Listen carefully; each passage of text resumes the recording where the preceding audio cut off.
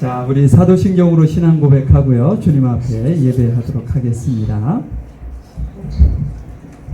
나는 전능하신 아버지 하나님, 천지의 창조주를 믿습니다. 나는 그의 유일하신 아들, 우리 주 예수 그리스도를 믿습니다. 그는 성령으로 잉태되어 동정녀 마리아에게서 나시고 본디오 빌라도에게 고난을 받아 십자가에 못 박혀 죽으시고 장사된 지 사흘 만에 죽은 자 가운데서 다시 살아나셨으며 하늘에 오르시어 전능하신 아버지 하나님 우편에 앉아 계시다가 거기로부터 살아있는 자와 죽은 자를 심판하러 오십니다. 나는 성령을 믿으며 거룩한 공교회와 성도의 교제와 죄를 용서받는 것과 몸의 부활과 영생을 믿습니다. 아멘. 안녕하세요.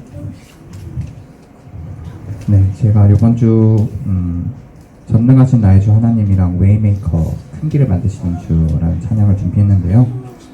다 같이 찬양 시작하면서 찬양 다 같이 부르면서 예배 시작하도록 하겠습니다.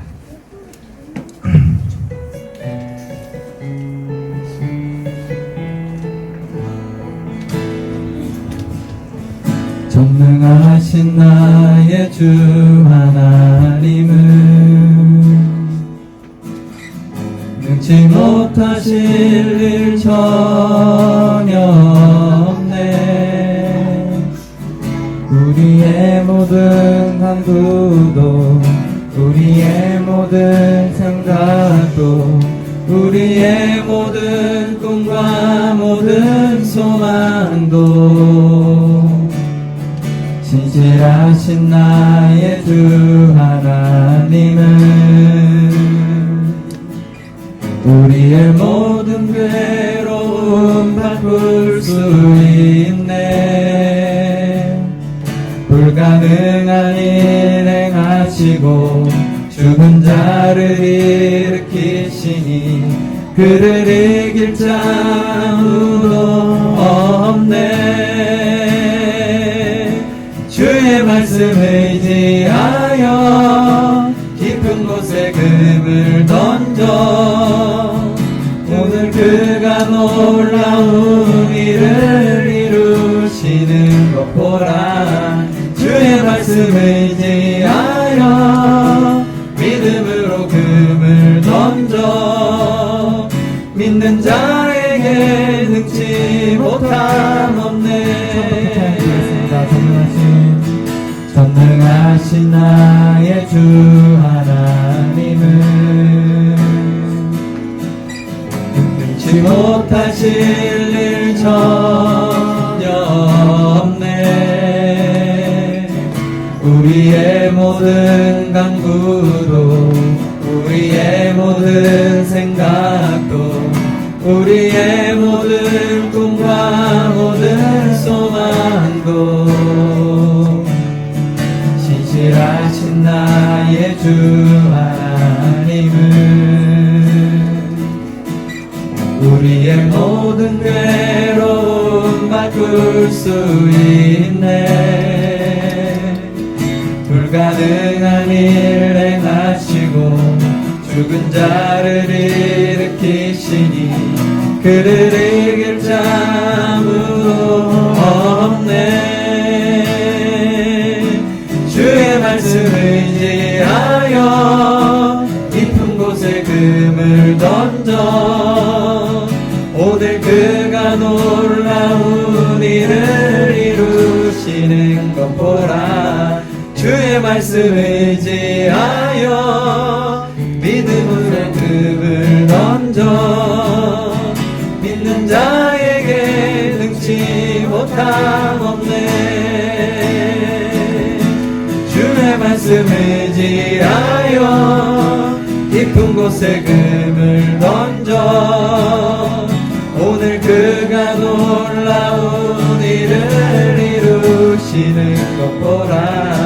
주의 말씀 의지하여 믿음으로 금을 던져 믿는 자에게 능치 못함 없네.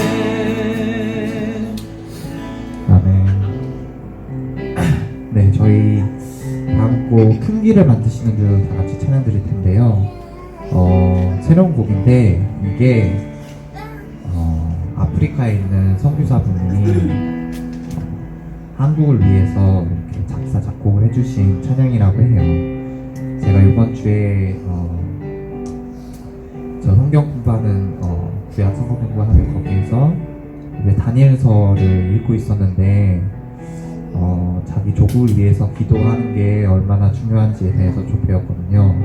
그래서 이 찬양 부르시고 저희 조금 이따 기도를 할 때 잠깐이라도 저희 한국 그리고 저희가 여기 살고 있는 일레들을 위해서 기도하시면은 좋을 것 같습니다. 네, 다 같이 찬양 드리겠습니다.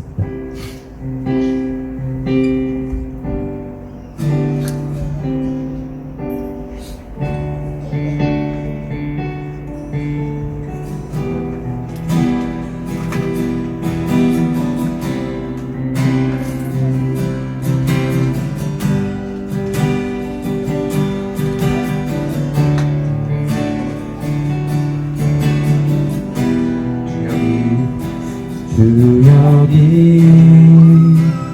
운행하시네 나 경배 주 경배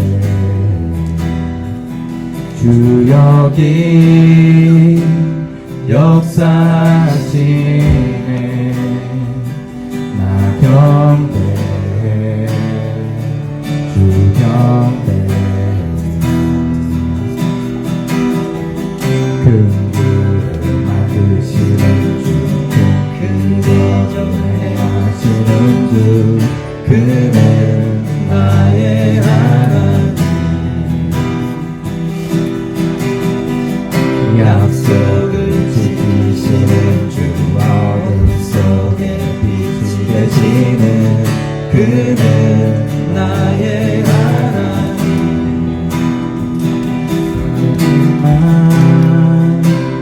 만드시는 주, 나 경배, 주 경배, 우리만 치료하시네, 나 경배, 주 경배, 우리 삶 변화시키네 나 경배 주 경배 우리만 고쳐주시네 나 경배 주 경배 큰 길을 만드시는 주, 큰 기적을 행하시는 주, 그는 나의 하나님. 약속을 지키시는 주, 어둠 속에 빛이 되시는 그는 나의 하나님. 큰 길을 만드시는 주, 큰 기적을 행하시는 주, 그는 나의 하나님. 약속을 지키시는 주, 어둠 속에 빛이 되시는 그는 나의 하나님. 나의 하나님, 나의 하나님, 나의 하나님, 나의 하나님, 나의 하나님, 나의 하나님, 나의 하나님, 나의 하나님.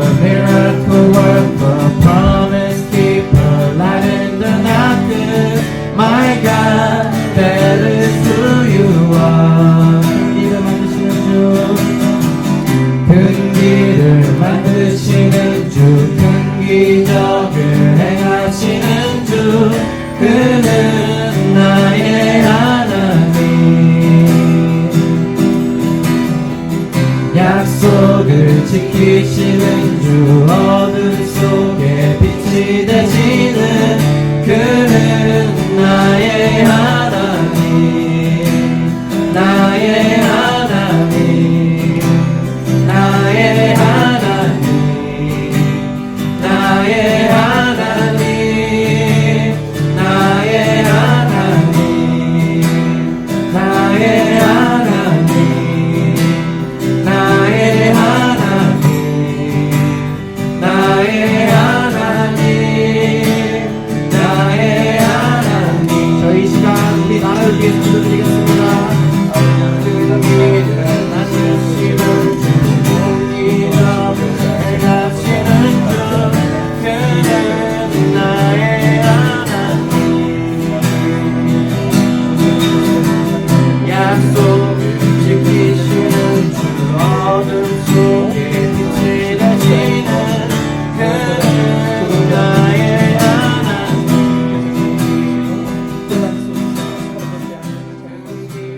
창조주 하나님 아버지, 예나 지금이나 동일하게 저희들을 한결같이 보호해 주셔서 주일 아침 예배 자리로 발길을 인도해 주시니 감사를 드립니다.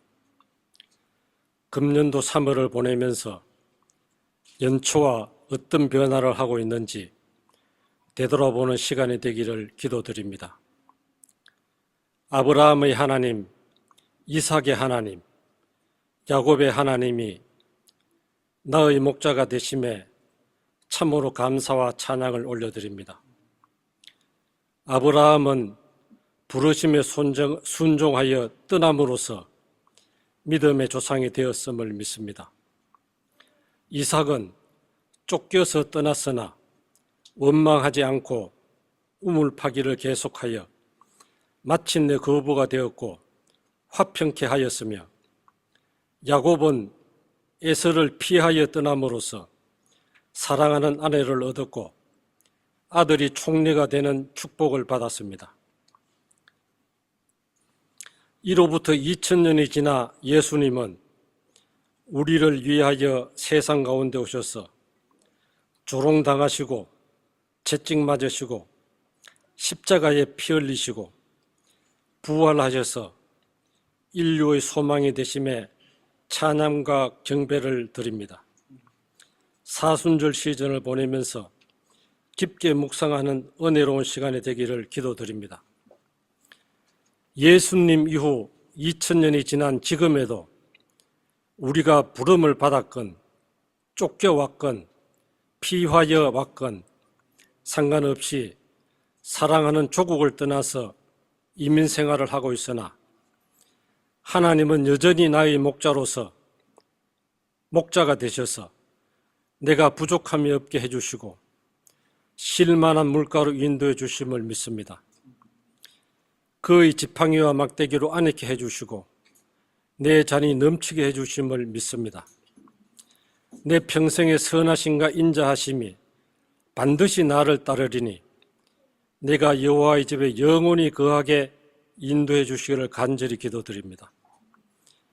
오광영 목사님 말씀을 대언할 때 성령님께서 함께 해주셔서 저와 모든 성도님의 현재의 고통이 옛 야곱이 돌베개 베고 잠자는 것과 같은 과정임을 알고 잘 버티고 이겨나갈 수 있도록 지혜를 내려주셔서 우리가 무엇을 떠나야 할지 보여주기를 기도드리며 하나님께 영광 돌리는 축복된 삶이 되기를 기도드립니다.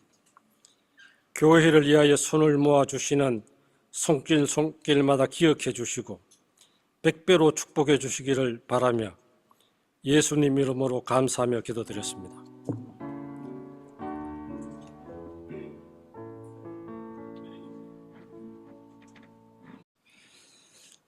누가복음 17장 11절부터 19절까지 말씀을 오르는 우리 오익은 형제가 나와서 읽어주실 텐데요. 다 일어나셔서 함께 말씀을 보도록 하겠습니다. 예수께서 예루살렘으로 가시는 길에 사마리아와 갈릴리 사이로 지나가시게 되었다. 예수께서 어떤 마을에 들어가시다가 나병 환자 10사람을 만나셨다. 그들은 멀찍이 멈추어 서서 소리를 높여 말하였다. 예수 선생님, 우리를 불쌍히 여겨주십시오. 예수께서는 보시고 그들에게 말씀하셨다. 가서 제사장들에게 너희 몸을 보여라. 그런데 그들이 가는 동안에 몸이 깨끗해졌다. 그런데 그들 가운데 한 사람은 자기의 병이 나은 것을 보고 큰 소리로 하나님께 영광을 돌리면서 되돌아와서 예수의 발 앞에 엎드려 감사를 드렸다. 그런데 그는 사마리아 사람이었다. 그래서 예수께서 말씀하셨다. 10사람이 깨끗해지지 않았느냐? 그런데 9사람은 어디에 있느냐? 하나님께 영광을 돌리러 데려온 사람은 이 이방 사람 한 명밖에 없느냐? 그런 다음에 그에게 말씀하셨다. 일어나서 가거라. 내 믿음이 너를 구원하였다. 아멘. 사랑과 은혜가 충만하신 아버지 하나님, 오늘 우리 주일학교 아이들을 위해 주님의 이름으로 이 시간 기도할 수 있도록, 축복할 수 있도록 인도하신 하나님 감사합니다. 우리 어린아이들이 어릴 때부터 하나님의 말씀을 배우고 하나님의 사랑을 알며 믿음 위에 든든히 서갈 수 있도록 주님 인도해 주옵소서. 우리 아이들이 세상의 가치가 아니라 하나님의 진리 위의 삶을 세워가게 하시고 어려운 순간에도 주님을 의지하며 말씀 안에 바른 길을 걸어갈 수 있도록 인도해 주옵소서.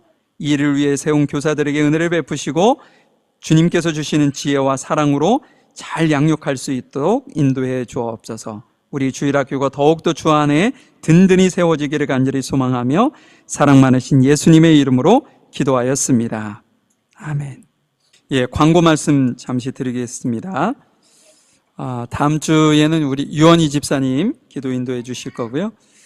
요번 주 청장년 연합 집회가 2일부터 5일까지, 5일은 교사 세미나가 있거든요. 준비되어 있으니까 그렇게 하시고 함께 기도해 주실 시간 되시는 분들은 같이 함께 하늘의교회 오셔서 예배하시면 좋겠습니다. 수요 예배는 그곳에서 연합으로 드리게 됩니다. 자, 오늘은 제가 참된 믿음, 참된 감사라는 제목을 좀 제가 잡아봤거든요. 참된 믿음, 참된 감사. 여러분들 모든 사람들 한 명도 예배 없이 이렇게 우리가 인생을 살아가다 보면 크고 작은 어려움도 있고 고난의 순간을 이렇게 마주하게 되어 있죠. 그것이 조금 전에 말씀드린 것처럼 건강의 문제일 수도 있고 아니면 경제적인 문제일 수도 있고 아니면 가정의 어떤 여러 가지 문제일 수도 있습니다. 자녀의 문제일 수도 있고요. 그럴 때 이 어떤 삶의 무게라고 하죠. 이 삶의 무게를 잘 이렇게 극복하고 이겨나가야 되는데 그러지 못하고 그 삶의 무게에 짓눌려서 어느 때는 불평도 하고 원망도 하고 어느 때는 원망을 넘어서 자신 스스로를 자책하는 그러한 시기도 우리가 지나게 되어 있죠. 인류를 창조하신 그 어떤 하나님, 인류가 이렇게 연약한 존재라는 것을 누구보다도 잘 아시는 그 하나님께서 그런데 희한하게도 성경에 보면 범사에 감사하라는 말씀이 자주 등장합니다. 왜 그럴까? 하나님이 그걸 모르시는 것도 아닐 텐데 우리는 환경과 어떤 생각과 그런 거에 지배받는 존재들이잖아요. 정말 잘난 사람도 누군가가 계속 안 좋게 이렇게 부정적으로 얘기하면요 자신도 모르게 그렇게 부정적으로 바뀌는 경우가 있죠. 억눌리는 거죠. 근데 하나님께서 그런 우리에게 감사하라고, 슬픈 일이 있어도 감사해, 어려운 일이 있어도 감사했으면 좋겠다, 이렇게 아주 명령하듯이 감사 꼭 해야 돼 라고 이제 성경에서 우리에게 말씀하고 있는 거죠. 왜냐하면 이 감사가 실은 우리가 살 길이기 때문에 그렇습니다. 우리가 감사하지 못하고 우리 안에 원망과 불평과 막 이렇게 분노가 우리 안에 차 있으면요 자연스럽게 그것이 우리에게 독이 됩니다. 그래서 우리가 살 것 같고 그렇게 하고 누군가에게 막 쏟아부어야 살 것 같고 그렇게 생각은 들지만 실은 그것이 우리를 죽이는 거죠, 도리어. 그래서 하나님께서 우리에게 범사에 감사하라고 이렇게 말씀을 한 것입니다. 오늘 본문에 등장하는 인물은 우리의 삶과는 비교할 수 없을 만큼 절망적인 상황에 놓여 있던 사람들을 오늘 우리가 본문에서 대면하게 됩니다. 그런데 그의 삶을 보면 감사하는 모습도 나오고요, 하나님의 말씀에 순종하면서 자신의 삶을 이렇게 가는 그런 모습을 우리에게 보여줘요. 그 감사를 통해 자신의 삶에 기적을 경험하기도 하는 모습을 우리에게 보여주고 있다는 거죠. 그래서 오늘 말씀을 통해서 우리 각자가 자신들에게 어떤 어려움과 많은 어떤 역경들, 어떤 심적으로 갈등하고 있던 것들, 그런 모든 상황 속에서 좀 한 번 더 도약하는 그런 시간이 되었으면 좋겠습니다. 자, 오늘 11절부터 우리가 말씀을 봤는데요, 11절 말씀부터 보면 예수님께서 예루살렘에 올라가시는 그 길에 어느 지역을 지나시냐면 사마리아와 갈릴리 사이에 있는 작은 마을에 들어가시는 장면으로 시작이 됩니다. 근데 그 마을 변두리에는 어떤 사람들이 있었냐면 12절에 보니까 나병 환자들이 있었다. 그 당시만 해도 나병에 걸리면요, 이렇게 사람들이 대체적으로 사는 그 마을 중심에 살 수가 없었습니다. 그래서 지금 나병 환자들이 예수님을 멀리서 보았다, 이 얘기는 뭐냐면 마을이 아니고 마을 주변에, 마을로 들어가는 입구 정도의 변두리에 지금 그들이 살고 있었던 10명의 나병 환자들에 대해서 이야기하고 있는 거죠.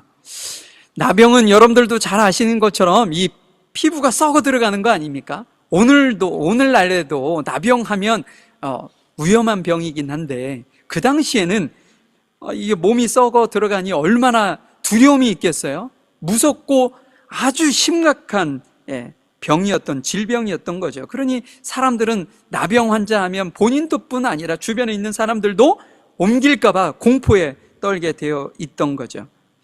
그래서 그들은 이 무서운 병이 나병이라는 것에 걸리면 이 피부가 썩어 들어가니 얼마나 통증이 심했겠어요? 그러니까 육체적인 고통뿐 아니라 그것은 그냥 기본이고, 그것이 너무나도 공포감이 드는 무서운 질병이기 때문에 사회적으로부터 완전히 단절된 삶을 살 수밖에 없다는 거죠. 그것이 어찌 보면 그들을 더 힘들게 만들었는지도 모르겠습니다. 심지어 가족들하고도 같이 살 수 없었어요. 마을 밖 외딴 곳에 격리되어서 그들만이 살 수 있는 곳을 사람들이 정해놓는 거죠. 너네들 여기서 벗어나면 안 된다, 이곳에만 머물러 있어, 이렇게. 그들이 굶어 죽든 어떻게 하든 전혀 사람들은 상관하지 아니하고 그곳을 떠나지 마 라고 이렇게 강요받는 그런 삶을 살 수밖에 없었습니다.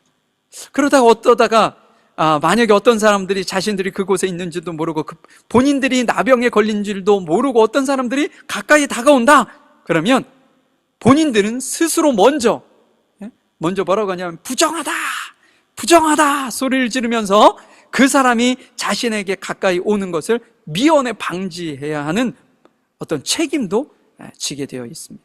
만약에 본인들이 나병에 걸렸는데도 불구하고 사람들이 오는데 가까이 있고 사람들하고 있다가 발각이 됐다 그러면요, 그 사람들이 돌로 치고 막 그들을 저주하고 죽이려고 막 달려들어도 항변할 길이 없는, 어찌 보면 정말 힘들고 어려운 삶을 살 수밖에 없는, 전혀 희망이란 찾아볼 수 없는 그런 상황에 놓여있는 이들이 나병 환자들이죠.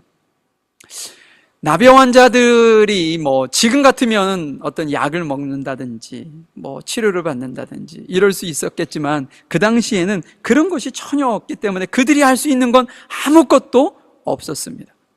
그런데 사람들이 다른 곳으로 가지도 못하게 하고 한 곳에 모여 있으라고 하니 매일 똑같이 반복되어지는 일상 속에서 그들이 할 수 있는 것이 무엇이 있었겠어요?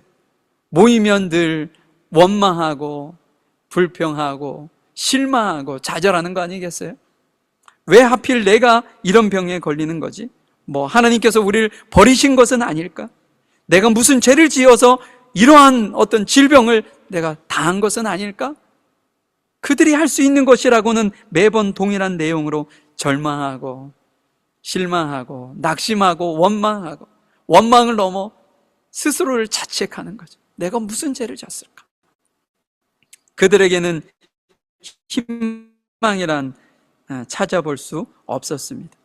이렇게 정말 너무나도 절망적인 순간에 놓여 있었던 순간에 예수님이 자기들이 머물고 있는 그 외땅 그곳 앞을 지나간다는 소식을 듣게 됩니다.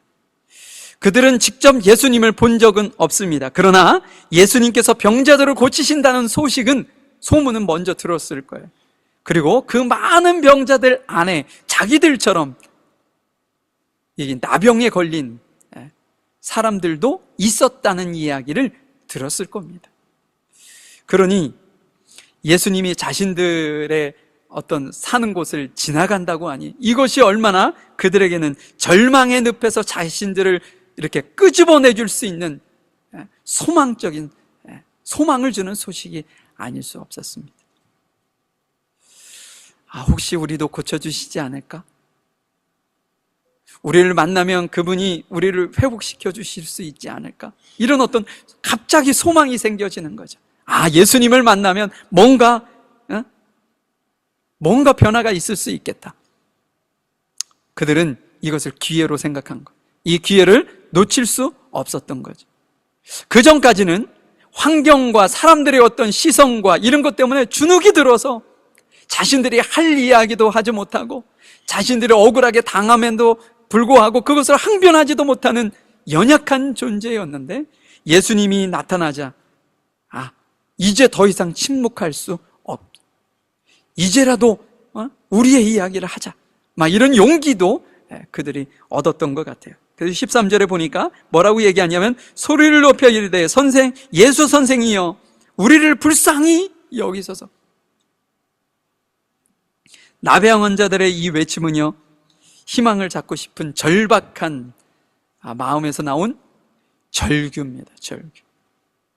우리가 생각하는 그냥 단순한 그냥 예수님 앞에 소리를 내서 이야기했겠지, 그 정도가 아니라 자신의 인생을 건 그런 간절함이 묻어있는 그러한 절규와 같은 외침이었던 거죠. 그들이 예수님이라고 하는 표현은 자신들을 회복시켜 줄 만한 능력과 권능이 그들에게 있음을, 그에게 있음을 인정하는 표현이라고 한다면, 우리를 불쌍히 여기소서 하는 것은 자신들은 누구에게도 도움을 받을 수 없는데 예수님에게 긍휼을 구합니다. 예수님께서 저희들을 좀 불쌍히 여기셔서 회복시켜 주십시오 라고 하는 그 마음이 담겨져 있는 표현이었던 거죠. 절망적인 처지에 놓여 있던 그들이 스스로 구원받을 수 없는 것을 인정하고 주님께서 자신들을 구원해 달라고 정말 주님 앞에 자신을 온전히 드리는 심정으로 이렇게 외쳤던 것이죠. 여러분, 사실 이것이 믿음의 출발입니다. 믿음의 출발. 우리도 역시 아무런 지금 눈에 보여지는 질병이나 여러 가지 어려움이 없을지라도 지금 현재 우리는 스스로 헤어나올 수 없는 죄와 절망과 죽음의 늪에 있었던 존재들이었습니다. 그런데 우리의 노력이나 공로가 아닌 내가 생명이 되신 예수님을 우리가 믿음으로 받아들이고 주님, 저의 삶을 주님 앞에 온전히 맡겨드립니다. 제 삶을 좀 이끌어 가주세요 라는 그런 어떤 믿음 하나로 하나님께서 우리를 그 빠져나오기 어려운, 스스로 그곳에서 헤어나올 수 없는 그 정말 깊은 늪에서 예수님께서 우리를 구해 주신 거죠. 어찌 보면 비유적으로 본다면 우리가 지금 이 오늘 본문에 나오는 나병 환자들과 같은 존재들이 아니었었나 싶습니다. 그들 또한 우리와 동일하게 주님, 제 인생을 주님 앞에 맡겨드립니다. 저를 좀 도와주세요 라는 간절한 심정으로 지금 믿음으로 주 앞에 나아가고 있었던 거죠.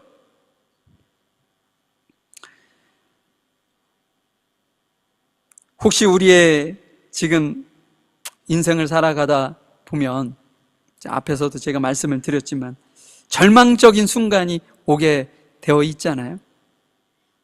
막다른 골목이라고 해서 정말 무엇으로 표현할 수 없는 절망적인 상황에 여러분들이 놓여 있는 분들도 있을 수도 있습니다. 가족 간에 누군가가 운명, 죽음을 맛보아야 하는 상실감을 느껴지는 이들도 분명히 있죠. 우리가 인생을 살아가면서 가장 큰 스트레스가 내게 가장 가까운 사람의 죽음이라는 거 아니에요? 그래서 그 죽음을 경험한 사람은 본인이 죽는 그 순간까지 그 순간에 잊지 못합니다. 그 아픔인 거죠. 상처이고 그런 어떤 절망에 놓여 있는 이들도 분명히 있을 수 있고, 어떤 이들은 경제적인 어려움에 직면해 있는 이들도 있고, 직장에서의 문제 혹은 학업과 가족 간의 어떤 상황 속에서 놓여 있는 그런 문제의 어려움도, 그래서 앞이 캄캄해 보이는 그런 상황에 처해 있는 이들도 있을 수 있죠. 어떤 이들은 질병으로 인해서 건강의 문제로 본인의 어떤 선택과 이렇게 의지로 되어질 수 없는 그런 상황에 놓여 있어서 아무것도 보여지지 않는, 자신의 미래가 캄캄해 보여지는 그런 상황에 놓여 있기도 하죠. 내 능력의 한계를 더 이상 내 힘으로는 할 수 없다라고 느껴지는 그러한 한계입니다. 여러분, 그런 것을 만약에 여러분들이 느끼신다면, 그런 상황에 여러분들이 지금 놓여 있다면 지금 그때가 주님께 긍휼을 구해야 할 적기라는 사실을 잊지 마십시오. 낙심과 원망에 머물러 있지 아니하고 이 나병 환자들처럼 예수님을 향해 간절히 부르짖는 그 부르짖음으로 주 앞에 믿음으로 나아가시라는 거죠. 그랬을 때 그 믿음이 내 삶의 기적을 일으킵니다. 내가 상상할 수 없는 그런 어떤 결과로 주님께서 우리에게 다가오시는 거죠. 우리 한번 나병 환자의 모습을 통해서 그것을 확인해 보도록 하죠.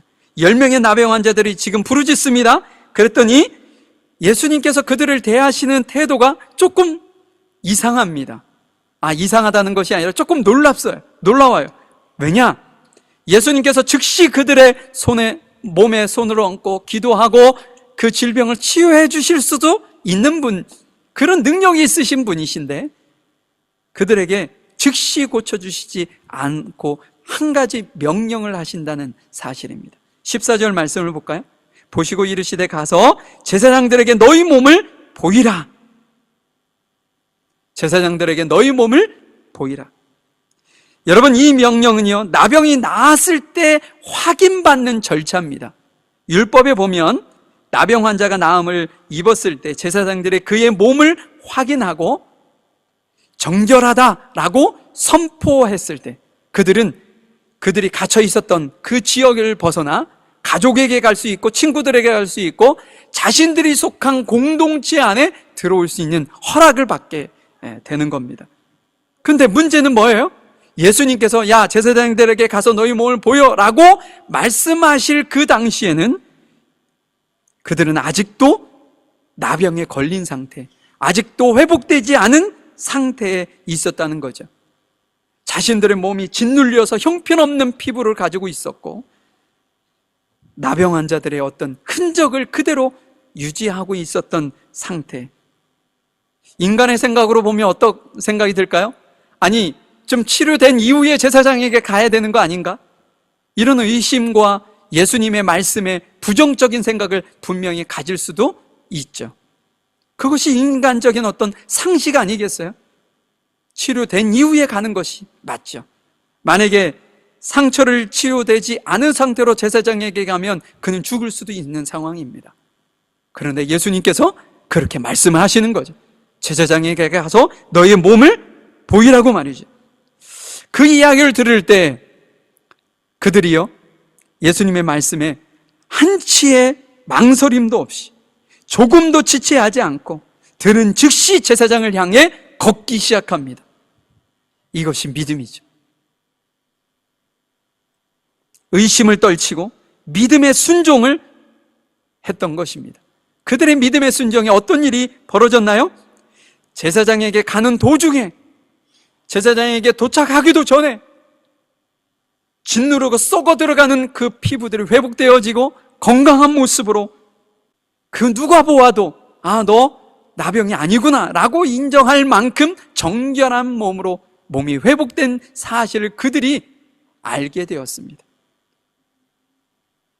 아직 눈에 보이지 않는 변화가 없었지만 오직 예수님의 말씀을 의지하여 발걸음을 내디뎠더니 그들에게 놀라운 변화가 일어났어요. 예수님께서 그들의 참된 믿음을 보셨던 거죠. 내 말에 믿고 순종하여 가고 있구나, 이런 어떤 믿음을 예수님께서 보셨기 때문에 그들에게 놀라운 기적이 일어나도록 되어진 것입니다. 히브리서 11장 1절에 보면 보이지 않는 믿음을 보이지 않는 것들의 증거라고 말씀을 하셨고, 야고보서 2장에 보면 행동이 따르지 않는 믿음은 죽은 것이다 말씀하고 있습니다. 여러분, 믿음은요, 순종으로 증명되어지는 겁니다. 내가 믿음이 있는지 믿음이 없는지는 내가 말씀을 따라 순종하는지 순종하지 않는지를 보아 알 수 있다는 거죠. 내가 주님을 나의 주인으로 모시겠다는 믿음이 있다면 예수님의 말씀이 내 삶에서 나타나야 되는 거예요. 보이지 않는 거의 증거가 믿음입니다. 그러기 위해서는 순종이 반드시 필요한 것이죠. 우리가 처한 현실이 하나님의 말씀에 순종하기 어려운 순간이 있을 수도 있습니다. 지금 나병 환자나 똑같은 거죠. 나병 환자들이 예수님의 말씀을 들었을 때 순종하기 어려운 거죠. 내 몸이 이런데. 그런 것처럼 우리의 삶 속에서도 동일한 순간들이 있을 수 있다는 거죠. 직장에서 내가 말씀으로 정직하게 살려고 했었을 때 내가 손해보는 건 아닌가. 주의를 거룩하게 지키라고 하셨는데 내가 주의를 거룩하게 지키다 보면 내가 손해되지 않나? 내가 뒤처지지 않을까? 가족 간의 시간과 교회에 섬기는 일과 직장의 업무나 여러 가지 일들이 얽히고 설켜서 갈등이 생길 때 생명이 되신 하나님의 말씀을 최우선순위에 두고 사는 그 삶이 쉽지 않죠, 여러분. 그런데 여러분들 꼭 기억하실 수 있기를 바라요. 우리가 하나님의 말씀에 순종하여 믿음으로 발걸음을 내딜 때 하나님께서 우리의 삶을 책임져 주십니다.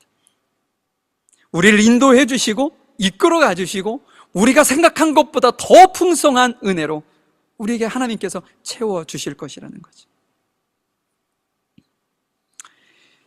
여러분, 10명 모두 한순간에 형편없던 그들의 피부가 일반적인 사람들의 피부처럼 회복되었고요, 감각을 잃었던 신경이 되살아났다는 것을 그들이 깨달았어요.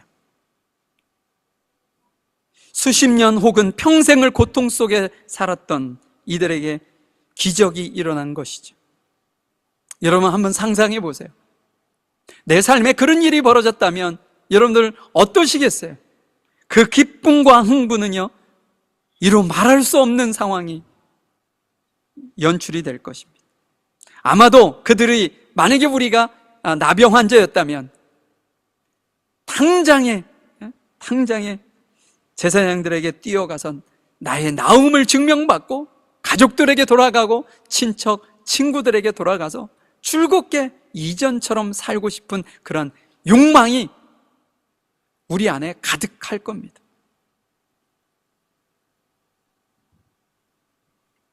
(15절부터) 보면 우리가 상상하는 그런 모습으로 그들이 행동했는지를 한번 확인해 볼 시간입니다.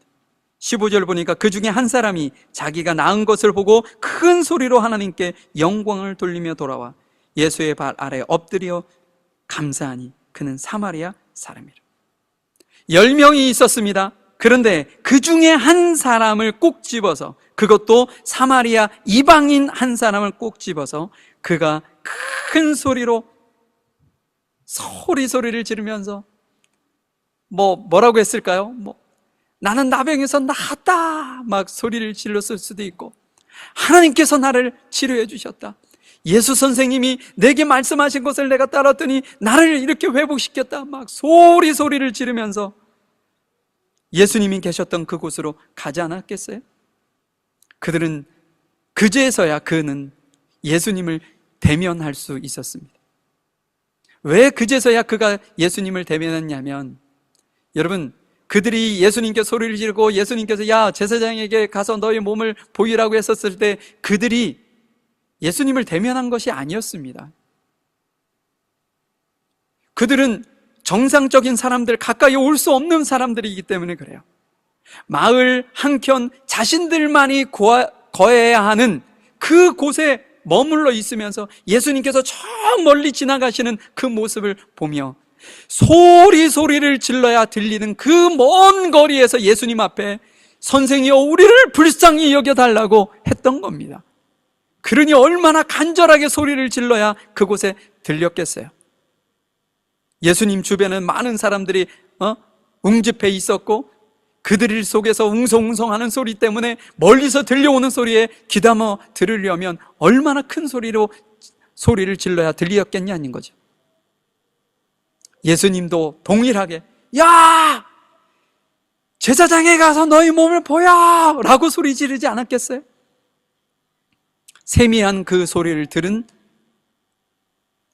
10명의 나병 환자들이 그 이야기를 듣고 즉시로 믿음으로 반응하는 모습이 연출이 되었었던 거죠. 그리고 이제 돌아와서 건강한 모습으로 그 누구도 제지하지 않는 정상의 몸을 입고 사마리아 사람 한 사람이 예수님 앞에 무릎 꿇고 앉아서 감사합니다, 저를 회복시켜 주셔서 감사합니다 라고 지금 고백하고 있었던 거죠. 10명 중에 단 한 사람. 예수님께서 그 광경을 보시고 뭐라고 말씀하시는지 17절부터 보면 예수님께서 대답하여 이르시되 10사람이 다 깨끗함을 받지 아니하였느냐? 그 9은 어디 있느냐? 여러분, 주님이 돌아온 단 한 사람을 칭찬하시지 아니하시고 대신에 뭐라고 얘기하시냐면 돌아오지 않은 9명을 찾고 계셨습니다. 그들은 지금 어디 있니? 이방인도 나를 찾아와서 내게 감사하고 기쁨으로 주님께 영광을 돌리는데 다른 유대인들은 지금 어디가 있냐? 라고 지금 묻고 있는 거죠. 9도 분명히 동일한 은혜를 받았을 것입니다. 그러나 그 9은요 감사의 자리에 나오지 못했습니다.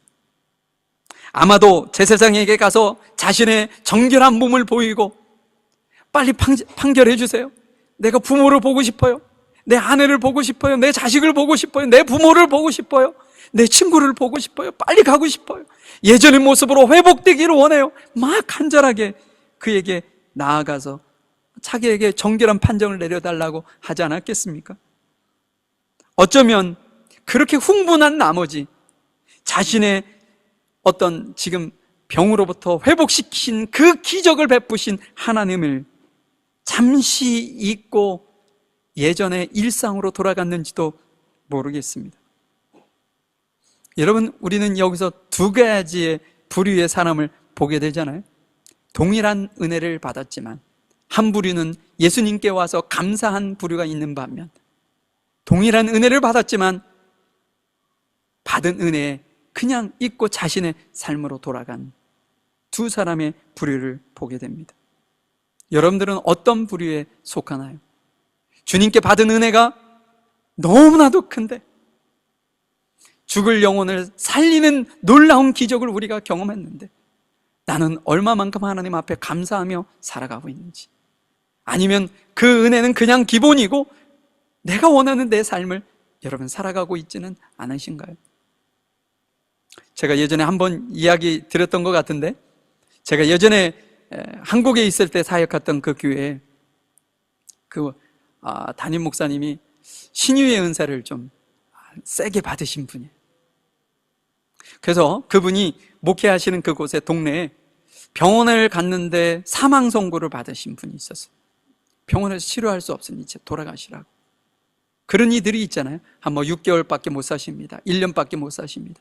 이렇게 판정을 받으신 분이 계시니까 그 자녀들이 그 동네에 교회가 있으니 어머니, 병원에서도 어머니를 손을 놨는데 해볼 건 좀 다 해보셔야 되는 거 아니겠냐고. 우리 한번 교회나 한번 가보자고.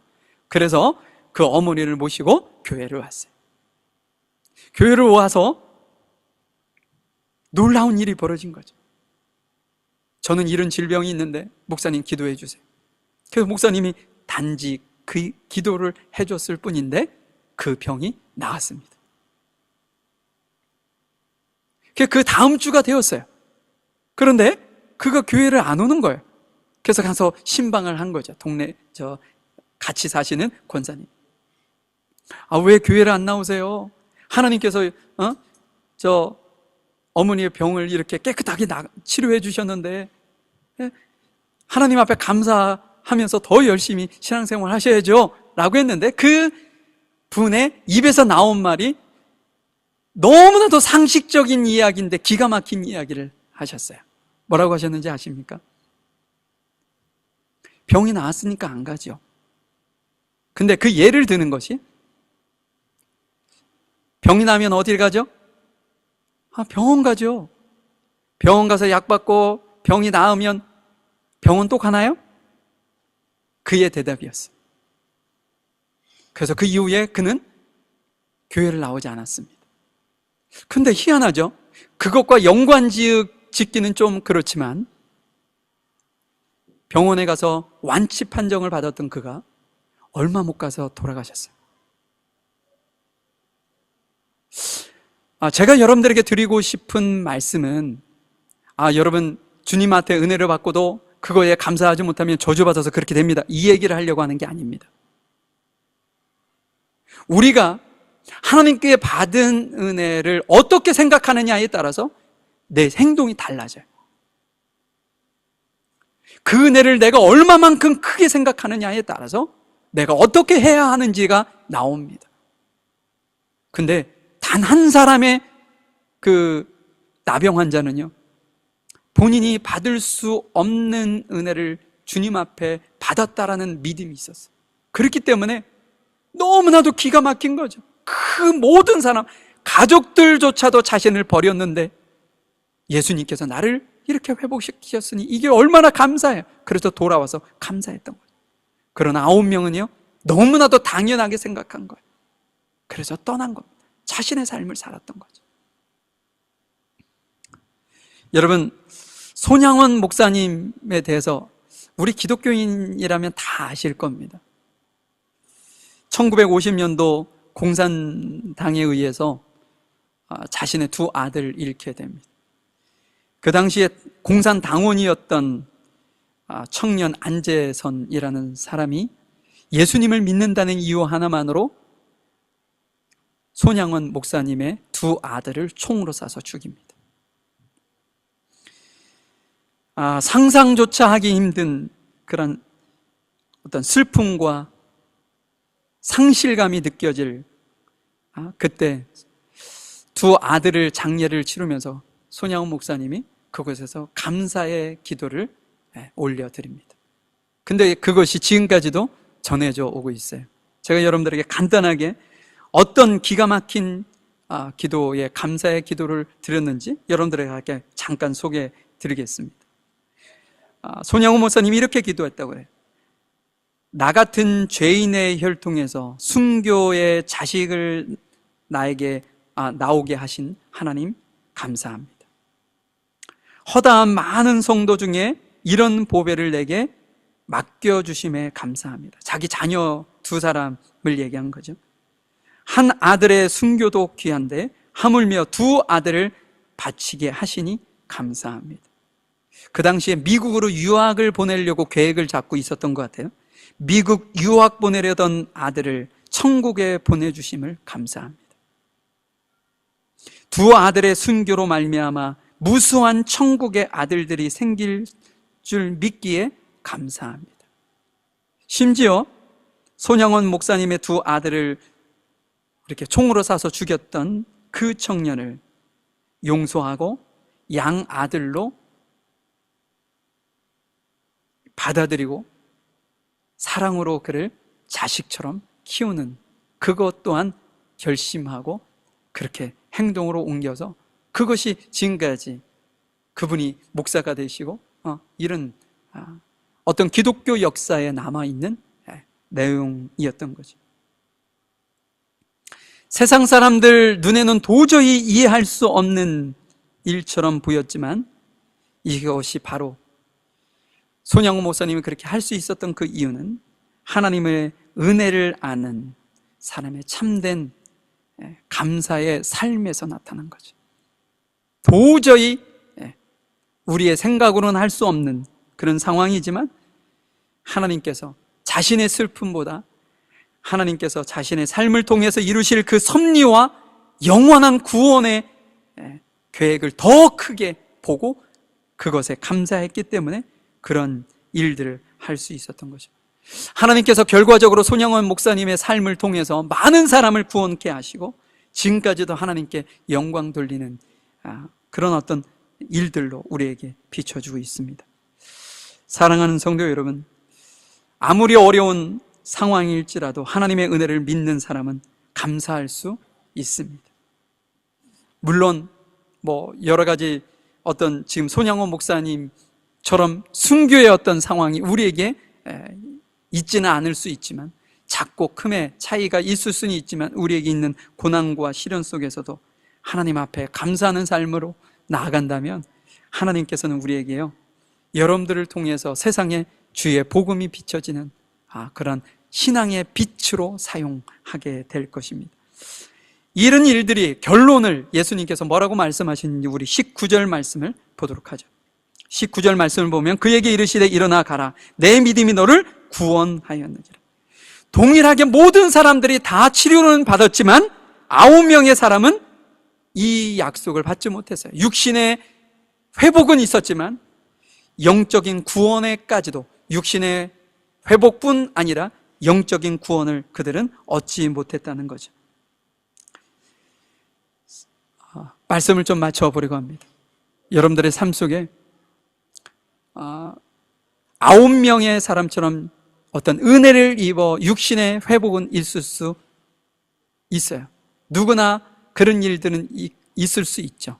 그러나 지금 단 한 사람처럼 나병으로부터 회복되어지고 뿐 아니라 하나님의 자녀로서 구원받는 그러한 모습은 내가 믿음으로 감사하며 나아갈 때 그때 주님께서 주시는 놀라운 은혜와 축복임을 믿습니다. 여러분들 모두에게 이런 놀라운 은혜가 함께 하시기를 간절히 축복합니다. 잠시 기도하고 마치겠습니다. 사랑과 은혜가 넘치시는 우리에게 풍성히 베풀어 주시는 아버지 하나님, 오늘도 우리에게 귀한 시간을 허락하셔서 주님 앞에 예배할 수 있게 하시고 또한 말씀을 듣고 결단하며 도전을 얻게 하시니 너무나도 감사합니다. 저희들의 삶이 때때로 받은 은혜에 당연하게 여기고 감사하지 못하며 살아갈 때가 참 많이 있는데 저희들에게 받은 은혜에 늘 주님 앞에 감사하며 그렇게 주 앞에 온전히 저희들의 믿음을 통해 주 앞에 나아가는 우리의 삶이 될 수 있도록 주님 인도해 주시기를 간절히 원합니다. 우리의 생명도, 우리의 건강도, 우리의 가정도, 우리의 직장도, 심지어 우리의 믿음 안에 거하는 것조차도 하나님께서 허락하신 은혜이고 축복임을 믿사오니 우리의 삶을 늘 주님께서 인도하셔서 참된 믿음과 참된 순종의 삶을 우리의 삶에서 나타낼 수 있도록 주께서 저희들을 도우시고 인도해 주옵소서. 모든 것 주께 감사하며 사랑 많으신 예수님의 이름으로 기도하였습니다. 아멘. 제가 조금 설교가 길었네요. 우리 1절하고 3절 찬양 4절 찬양 들으시고요. 준비하신 예물 주님께 올려드리도록 하겠습니다.